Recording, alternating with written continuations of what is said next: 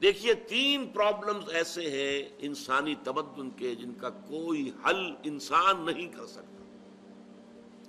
سب سے پہلا مسئلہ اور سب سے پرانا مسئلہ، ابدی مسئلہ ہمیشہ سے ہے جب سے انسان ہے، عورت اور مرد کے حقوق و اختیارات میں کیا تقسیم ہونی چاہیے۔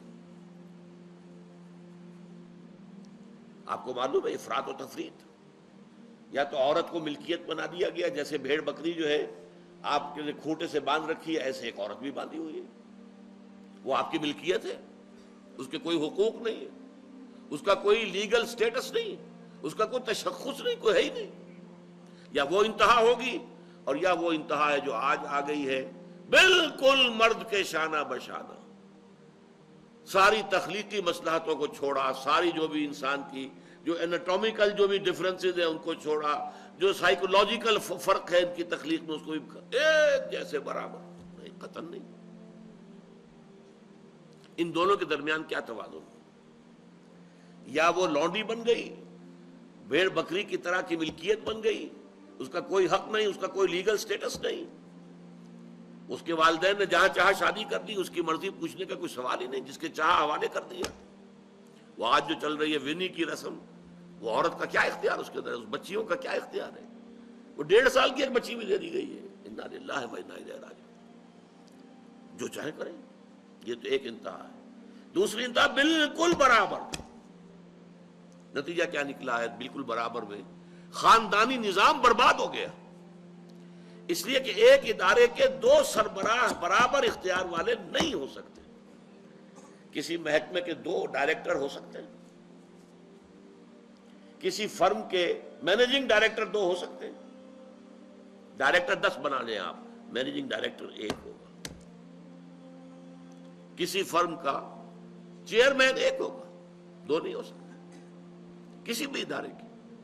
اگر 2 بنا دیں گے فساد ہوگا، جھگڑا ہوگا، ان دونوں کے درمیان رسا کشی ہوگی۔ یہی تو ہمارا سب سے بڑا مسئلہ بنا ہوا ہے۔ پاکستان کا مسئلہ کیا ہے؟ ہم نے پارلیمانی نظام اختیار کیا ہوا ہے، انتہائی بیہودہ نظام، غیر منطقی نظام۔ آپ نے 2 بڑی بڑی سیٹس کریٹ کر دی، ایک ہیڈ آف دی اسٹیٹ ہے، ایک ہیڈ آف دی گورنمنٹ ہے۔ اب ان دونوں کے درمیان حقوق اور فرائض اور اختیارات کا کیا تقسیم ہوگی؟ ہو ہی نہیں سکتی۔ یا سارا کچھ صدر کے پاس جائے گا اور وزیر اعظم جو ہے وہ جونیجو کی مانند وزیر اعظم بن جائے گا، یا سارا کچھ وزیر اعظم کے ہاتھ میں ہوگا اور صدر جو ہے چودھری فضل الہی بن جائے گا، کہ جس کو وہاں ان کی دیواروں پر لکھا گیا تھا رہا کرو انہیں، چودھری فضل الہی کو رہا کرو، یہی ہوگا۔ تو ایک گھر کے 2 جو ہے 2 سربراہ نہیں ہو سکتے، خاندانی ادارہ تباہ ہو چکا ہے۔ اور جیسے کہ یہ آپ کو کہاوت ہے کہ جس بلی کی دم کٹ جائے وہ چاہتی ہے کہ تمام بلیوں کی دمیں کٹ جائیں۔ یورپ میں، امریکہ میں برباد ہو گیا خاندانی ادارہ، آج وہ تلے ہوئے ہیں کہ مشرق میں اور خاص طور پر مسلمان ممالک میں ابھی اگر کچھ انٹیکٹ ہے یہ خاندانی ادارہ، کچھ خاندانی اقدار ہیں جو برقرار ہیں، کچھ والدین کی عزت اور عظمت اور کچھ ان کا احترام اور ادب اور خدمت کا مادہ ہے جو برقرار ہے۔ چاہتے ہیں کہ ختم ہو جائے، تباہ و برباد ہو جائے۔ والدین بوڑھے ہو گئے تو پھینکو ان کو اولڈ ایج ہاؤسز کے اندر، اولڈ ہاؤسز میں، گھر میں کائے کو رکھنا ہے؟ نوجوان جوڑا ہے، اس کے خامخواہ ان کی خواہشات اور ان کے معمولات میں بیچ میں آڑے آنا۔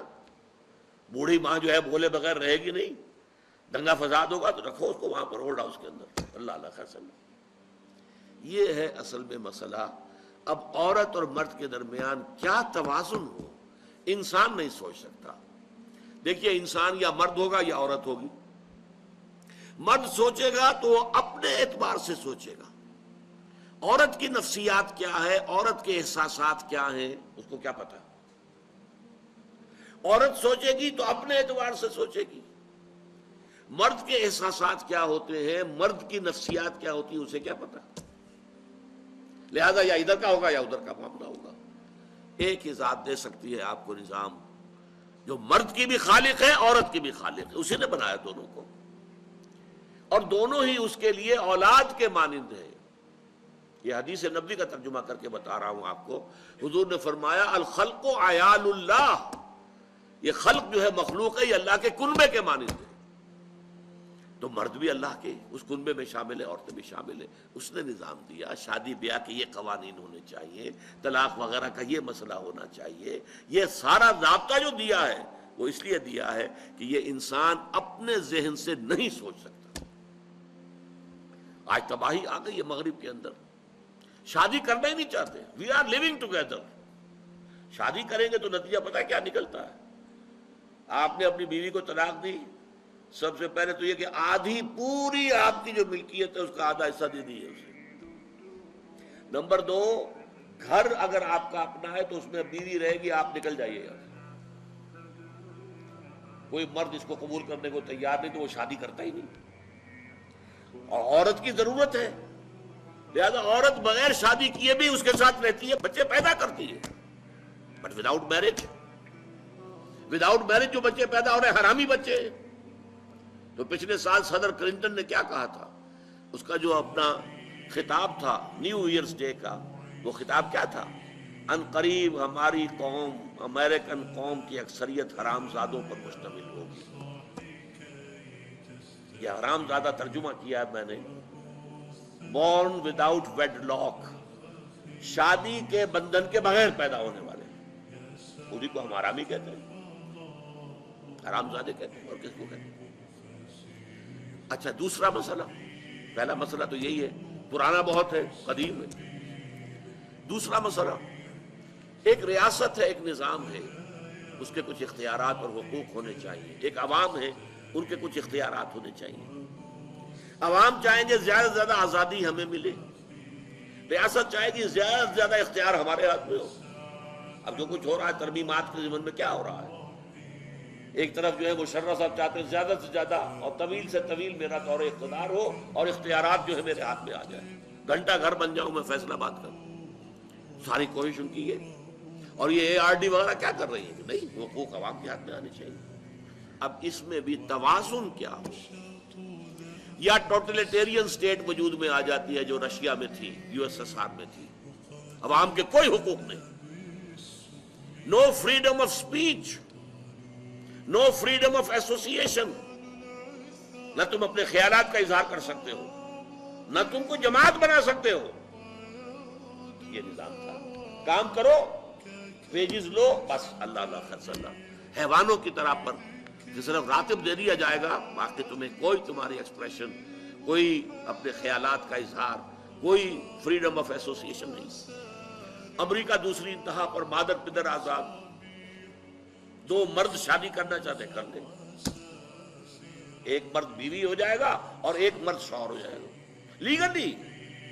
لیگلی قانون کے نزدیک ریکگنائزڈ ہوگا. ایک آزادی کی وہ انتہا.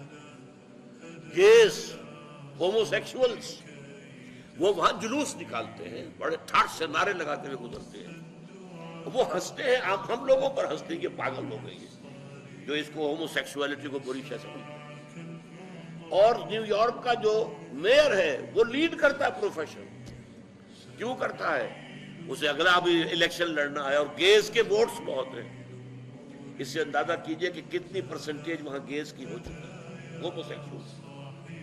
یہاں تک کہ طے کر دیا گیا ہے مذہبی میدان میں بھی گیز کو اجازت ہے، وہ پادری بن سکتے ہیں. گیز ہیں، ہومو سیکشولز ہیں، فطرت کے خلاف کام. کیا وہ آزادی؟ تو کہاں ہے بیلنس؟ انسانی ذہن کے لیے ناممکن ہے اس بیلنس کا تلاش کرنا. نمبر 3، سرمایہ اور محنت. پروڈکشن جو بھی ہوتی ہے 2 چیزوں سے ہوگی. سرمایہ دار تھا، اس نے کارخانہ لگایا ہے، اتنے کروڑ روپے لگا دیے ہیں، یہ کیا ہے، وہ کیا ہے، یہ سرمایہ ہے. لیکن وہ کیا کر لے گا اکیلا؟ 10,000 آدمی کام کر رہا ہے، لیبر ہے. اب جو کچھ بھی بن رہا ہے، جو پروڈکٹ بن رہا ہے اور جو اس سے آمدنی ہو رہی ہے، اس میں دونوں کے حصہ ہے، لیبر کا بھی حصہ ہے اور سرمایہ کا بھی حصہ ہے. لیکن منافع میں کتنا حصہ سرمایہ کا ہوگا، کتنا لیبر کا ہوگا، کون طے کرے گا؟ یا تو سرمایہ داری بن جائے گی، تب میں تو آپ کو 10 روپے دے سکتا ہوں ڈیلی ویج، منظور ہے تو کام کیجئے ورنہ چاہیے دفع ہو جائے. اور بہت سے آپ کے بھائی موجود ہیں جو 10 روپے پر کام کرنے کے لیے تیار ہو جائیں گے. ساری دولت سمٹ کر جا رہی ہے کارخانے دار کے ہاتھ میں۔ کیپٹلزم جو کیپٹل ہے، جو سرمایہ ہے، اصل جو ہے دولت اسی کی طرف، روپے کو روپیہ کھینچتا ہے، پیسے کو پیسہ کھینچتا ہے۔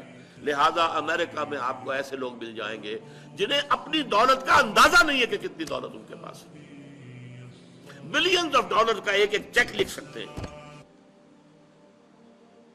دوسری طرف امریکہ میں آپ کو گھیٹوز مل جائیں گے، گھیٹوز، اور ایک ہی جزیرہ ہے مینہٹن، کوئی 11 میل لمبا ہے، چوڑائی کہیں 2-3 میل ہے، کہیں ذرا زیادہ ہے۔ اس کے ساؤتھ میں جہاں یہ 2 بڑے بلڈنگیں کھڑی تھی جو گرائی ہیں، جو بھی تھے دہشت گرد، یہاں پر یہ اس کا ریچسٹ حصہ ہے، پوری دنیا کی دولت یہاں جمع ہے، سارے بینک وہاں ہیں۔ اور اسی جزیرے کے شمالی علاقے کے اندر گھیٹوز ہیں، افرو امریکنز، کالے امریکی، یوں سمجھیے کہ سب ہیومن لیول پر رہ رہے ہیں، حیوانوں کی طرح زندگی گزار رہے ہیں۔ یہ ڈسپیرٹی نظر آ جائے، تو اب عدل و انصاف کی کیا شکل ہو؟ یا وہ ہے جو رشیا میں اور USSR میں تھا، یا یہ ہے جو امریکہ میں اور اس کے الائز کے اندر ہے؟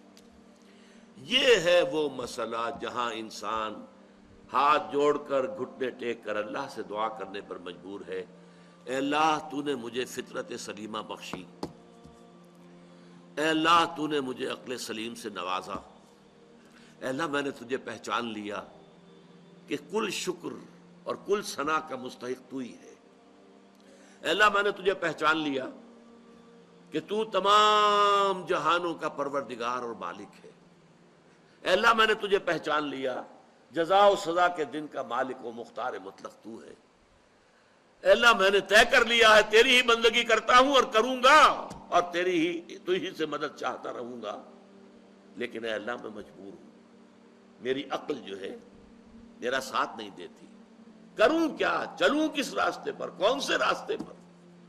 یہ عملی حصہ ہے دین کا، وہ سارا تھا فکری، نظری، ایمانی حصہ، الحمدللہ رب العالمین الرحمن الرحیم مالک یوم الدین، یہ کیا ہے؟ یہ ایمانی، فکری، نظریاتی حصہ ہے۔ عملی حصہ کیا؟ اہدنا الصراط المستقیم، ہمیں سیدھے راستے کی ہدایت بخش، صراط الذین انعمت علیہم، راستہ ان کا جن پر تیرا انعام ہوا، تیرے پسندیدہ بندے جو ہوئے، غیر المغضوب علیہم، جو مغضوب علیہم نہیں ہوئے، ان پر تیرا غضب نہیں آیا، غصہ نہیں آیا، ولا الضالین، اور نہ ہی وہ سیدھے راستے سے بھٹکے۔ یہ ہے سورہ فاتحہ کا مقام، گویا کہ اصل میں یہاں پر قرآن مجید، اس کے اصل مخاطب کون ہے؟ وہ سلیم الفطرت لوگ، وہ سلیم العقل لوگ، جنہیں قرآن کہیں کہتا ہے الذین یعقلون، کہیں کہتا ہے الذین یفقہون، کہیں کہتا ہے اولو الالباب، ہوش مند لوگ۔